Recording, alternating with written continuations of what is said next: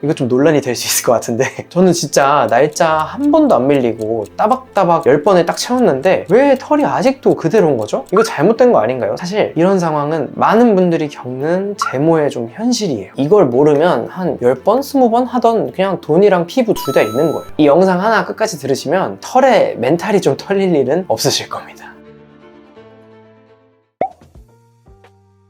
혹시 제모를 10번, 20번 했는데 털이 그대로라면 이거만큼 억울한 게 없죠. 아니 왜 대체 내 지갑만 털리고 막상 이 털들은 그대로지? 제모 시술 받으신 분들이 병원에 오면 좀 자주 하는 얘기예요. 뭐 겨드랑이, 인중, 턱, 다리, 심지어는 브라질리언 이런 데까지 10번만 하면은 다 끝난다 이런 얘기만 딱 듣고 시작을 했는데 결과가 막상 이러면 너무 허무하죠. 근데 문제는 제모를 몇 번 받았느냐가 아니라 제대로 된 제모가 아니었을 가능성이 훨씬 높아요. 저희 병원에 찾는 제모 환자분들 한 절반 정도는 제모 효과가 없어요 하면서 다른 병원에서 오시는 분들이에요. 그분들 얘기를 딱 들으면은 공통점이 있어요. 바로 피부 상태도 털의 특성도 고려하지 않았다는 거. 그냥 무조건 그냥 10번 하면 다 빠질 거라고 이렇게 믿고 일단 진행시켜! 하고 시작하신 거죠. 근데 잘 못하면 털은 그냥 그대로 있어요. 오히려 피부만 손상되고 또 특히나 살결 약한 부위들 있죠. 이런 민감한 부위일수록 훨씬 더 색소 침착도 잘 생기고 더 치명적이죠. 특히 여성분들은 뭐 인중이나 턱처럼 피부가 가뜩이나 얇은데 더더욱이나 얇은 부위에 홍조도 잘 생기기 쉽고요. 또 남성분들이라고 안전하냐? 그건 또 아니죠. 남성분들은 되려 수염이 굵고 진하기 때문에 오히려 레이저가 세게 들어가서 화상이나 모낭염이 생길 수 있어요. 그래서 저는 제모를 단순하게 그냥 털을 제거하는 시술 이런 게 아니라 피부가 받아들이는 과정 이렇게 설명을 좀 드려요. 레이저 기계만 갖다 댄다고 되는 게 아니에요. 피부가 어떤 식으로 반응하냐에 따라서 결과가 완전하게 달라지거든요. 그래서 몇 회 받았냐 이거보다 중요한 건 사실 따로 있어요. 이걸 모르면 한 10번, 20번 하던 그냥 돈이랑 피부 둘 다 있는 거예요. 그래서 오늘 영상에서는 실제 시술에서 제가 어떻게 하는지 그리고 왜 제모를 좀 열심히 했는데도 털이 그대로인지 어떤 실수를 해서 지갑이 털리는 제모가 되는 건지 확실하게 좀 알려드릴게요. 이 영상 하나 끝까지 들으시면 털에 멘탈이 좀 털릴 일은 없으실 겁니다. 처음 제모를 고민하시는 분들은 대부분 좀 눈에 잘 띄는 부위부터 시작을 하세요. 보통 여성분들은 겨드랑이나 뭐 종아리, 남성분들은 뭐 턱이나 인중 이런 데를 미용 목적으로 많이 시술 받는데요. 근데 또 꼭 미용 때문만은 아니에요. 컴플렉스 때문에 오시는 분들도 생각보다 많아요. 저도 되게 많은 제모 환자분들을 만나면서 느낀 게 있는데 사실 제모라는 게 누군가에게는 좀 가벼운 시술일 수 있겠지만 또 누군가에게는 자신감을 좀 되찾는 변화의 시작점이 될 수도 있다. 근데 막상 딱 이렇게 제모를 하려고 보면 방법이 너무 많아서 뭘 골라야 할지 헷갈리는 분들 솔직히 많죠. 실제로 병원에 오시는 분들도 항상 이렇게 말씀을 하세요. 이전에 뭐 왁싱을 했는데 너무 아팠다. 다시 올라오더라. 제모 크림을 썼는데 효과가 별로더라. 사실 왁싱은 아프고 털은 또 금방 다시 자라요. 하루 이틀 지나면은 금세 다시 까끌까끌하죠. 제모 크림도 마찬가지고. 그래서 저는 늘 좀 이렇게 말씀을 드려요. 제대로 된 제모를 원하신다면은 답은 정해져 있어요. 레이저 제모가 답이에요.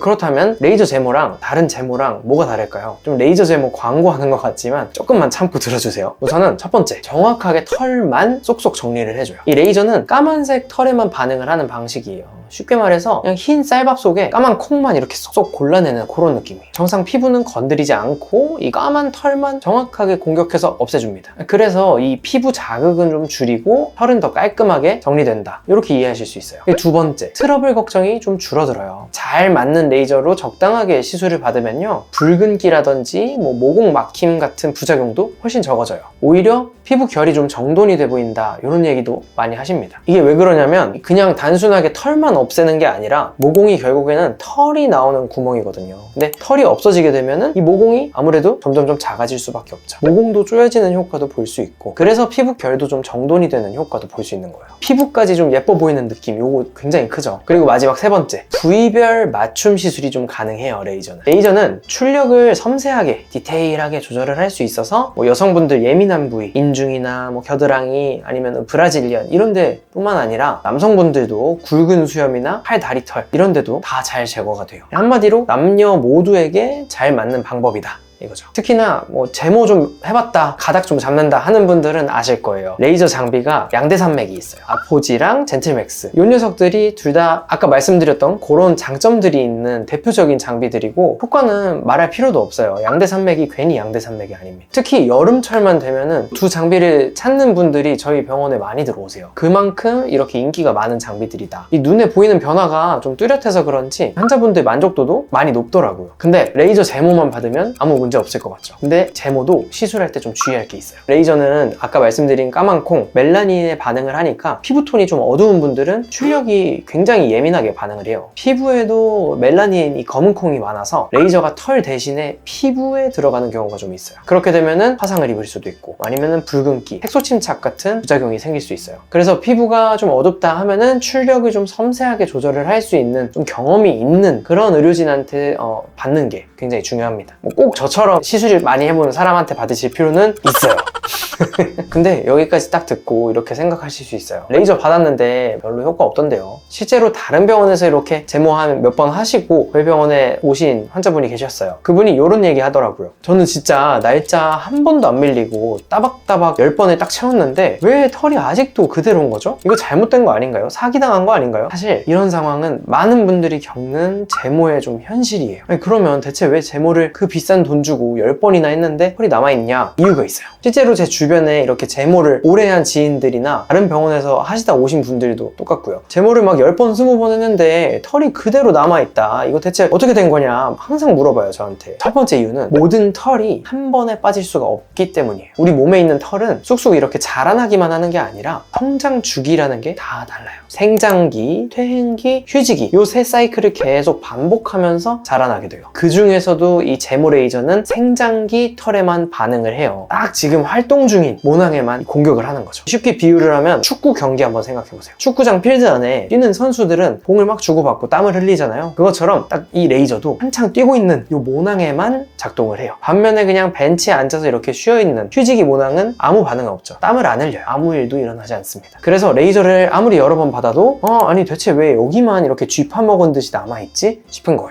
이 시간이 지나면은 한동안 쉬고 있던 요 모낭들이 다시 깨어나면서 아주 약하게 털이 자라날 수 있어요. 이제 벤치에 앉아있던 선수들이 필드에 뛰는 거죠. 그러면 레이저 제모는 영구 제모가 또 아닌가요? 또 이런 거 많이 물어보실 텐데요. 정확하게 말하면은 영구 감모가 맞아요. 제모 레이저는 많이 받았다고 끝나는 시술은 사실 아니에요. 겉으로는 싹 다 빠진 것처럼 보여도 이 속에서는 여전히 모낭이 살아있을 수 있어요. 그리고 이어서 두 번째 이유입니다. 이 사람마다 피부랑 털의 특성이 다르기 때문이에요. 앞에서 말씀드린 것처럼 같은 부위라고 해도 털이 굵은 사람이 있고 연한 사람이 있고 피부가 또 밝은 사람, 어두운 사람 반응이 다 달라요. 이 레이저는 멜라닌에 반응을 하게 되는데 털이 진하면 진할수록 멜라닌이 많아서 더 세게 반응하고, 연하고 또 가는 털은 반응이 약하죠. 많은 분들이 이걸 모르고 효과가 없다고 생각하세요. 근데 사실 레이저가 반응하려고 해도 아예 안 보여서 잘 못 잡는 거예요. 까만 털은 형광조끼 입은 사람처럼 눈에 확 띄는데, 연한 털은 그러니까 숨은 그림 찾기처럼 잘 안 보여요. 그리고 또 하나, 피부 톤도 반응을 결정하는데 좀 중요한 포인트입니다. 피부가 밝으면 털만 반응을 해서 효과가 좋아요. 근데 반대로 피부가 어두우면 피부랑 털색이 좀 비슷해서 레이저가 어디가 털이지? 이러면서 헷갈릴 수 있어요. 이럴 때는 출력을 좀 낮춰야 됩니다. 욕심내서 세게 하면은 피부 어두운 분들은 바로 화상을 입어요.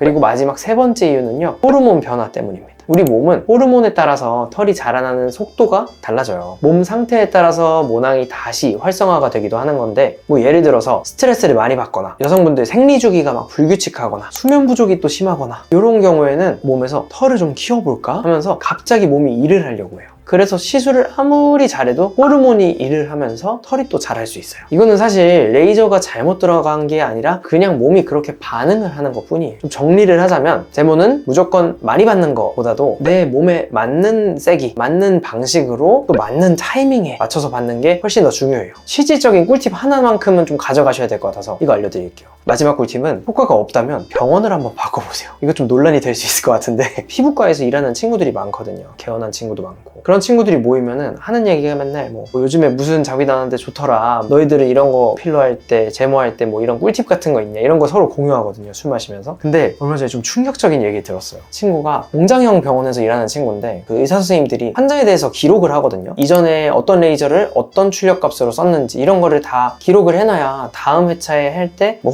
혹시 내가 아니더라도 다른 원장님이 들어가면 그걸 보고 세기를 결정하고 진행을 하는 건데 그게 아예 없는 병원들이 좀 있더라고요. 차팅을 아예 안 하고 제모를 들어가는데 그 자리에서 그냥 모르는 둘이 만나서 제모를 해주는 저는 너무 충격적이더라고요. 이게 왜냐면 레이저 제모는 회차가 지나면 지날수록 그 레이저 반응을 보고 나서 세기를 좀 올려야지 효과가 보여요. 근데 그렇게 차트도 없이 매번 똑같은 세기로 아마 들어가겠죠? 그렇게 되면은 당연히 10번, 20번 해도 세기가 충분한 역치를 넘지 못하니까 효과가 없을 수밖에 없어요. 제 생각에는 그런 병원들이 이런 오해를 좀 많이 만들지 않았나 싶거든요. 제모를 한 몇 번이나 했는데 대체 왜 효과가 없지 하셨던 분들, 이제 그 이유가 조금 감이 오시죠? 우리가 솔직히 원하는 건 잠깐 털 없애는 게 아니라 덜 자라나고 덜 나고 깔끔한 상태가 오래 유지되는 거잖아요. 그러면 그런 제모 효과를 보려면 뭘 신경을 써야 될까요? 핵심만 콕 집어 드릴게요. 털을 잘 알아야 돼요. 털이 생각보다 똑똑하거든요. 레이저 제모는 성장기에 있는 털에만 효과가 있다. 근데 레이저를 아무 때나 쏘면은 맞는 애만 반응을 하고 나머지 애들은 그냥 가만히 있어요. 그래서 제모는 타이밍이 중요하다고 하는 건데 이 털의 특성이랑 자라는 주기, 시술 간격을 정확하게 파악할 줄 아는 병원에서 받는 게 정말 중요해요. 이 똑같은 레이저도 누군가에게는 효과가 정말 좋고 또 다른 누군가에게는 효과가 하나도 없는 빵점짜리 레이저가 될 수 있거든요. 근데 또 이렇게 말씀드리면 아니 그래서 대체 잘하는 병원을 어떻게 찾는데 뭐 이렇게 여쭤보실 것 같은데 사실 알기 어렵죠. 그래서 저는 그냥 레이저 장비빨이라도 받으셔라. 그래서 장비 좋은 데를 꼭 찾으시는 걸 추천드려요. 아까 말씀드린 양대산맥 있죠. 아포지 아니면 젠틀맥스. 요거 있는 데로 가세요. 그리고 다음으로는 제모는 관리가 또 반이에요. 아무리 시술을 잘 받고 좋은 장비로 해도 관리를 또 못하면 효과가 떨어질 수밖에 없어요. 제대로 관리를 해야지 제모 효과도 제대로 뽑는 건데 그럼 어떻게 제모 시술 직후에 관리를 해야 될까요? 시술 직후에는 피부를 가볍게 화상 입은 상태라고 이해를 하시면 돼요. 피부가 빨갛고 예민하죠. 이때 가장 중요한 게 진정이랑 보습, 냉찜질이랑 수분크림, 진정겔 이런 거를 발라서 자극받은 피부를 빠르게 좀 진정을 시켜줘야 돼요. 시원하고 뭐 촉촉한 거면 뭐든지 좋아요. 그리고 또 피부가 건조하면 털이 올라올 때 훨씬 더 따갑고 레이저 반응도 좀 떨어질 수 있어요. 그러니까 이 보습은 한두 번 바르고 끝내는 게 아니라 매일 아침 저녁으로 생활 루틴처럼 해줘야지 효과가 좀 오래 갑니다. 그래서 저는 항상 제모하시는 분들은 이렇게 말씀드려요. 제모도 보습이 반이다. 그리고 자극도 또 피해 주셔야 돼요. 시술하고 한 3일에서 5일 정도 피부가 정말 그냥 예민 그 자체예요. 이때는 조심하고 또 조심을 해야 되는데 이럴 때 뭐 사우나를 간다든지 아니면 스크럽이나 필링 이런 강한 자극은 무조건 피하셔야 돼요. 우리 모낭이 회복되기도 전에 이렇게 확 뒤집어 버리면은 염증이나 색소 침착이 생길 수밖에 없습니다. 이 가뜩이나 평소보다 훨씬 민감해져 있는데 이 상태에서 또 자외선 이런 것까지 받으면 피부가 진짜 환해져. 그러면 그냥 색소 침착이 바로 올라오는 거예요. 그래서 꼭 실내에서도 제모하시고 SPF 있는 제품 바르시고 외출하실 때에도 모자나 뭐 긴 옷으로 제모한 부위를 가볍게 좀 가려주는 센스가 필요합니다. 물론 시술 전에도 몇 가지 신경을 써야 될 게 있어요. 시술하기 직전에 뭐 왁싱을 하시거나 아니면 털을 뽑고 오시거나 이러면 절대 안 돼요. 레이저는 모근에 반응을 하는 건데 이 털을 뽑아버리면은 레이저가 제대로 먹히지 않아요.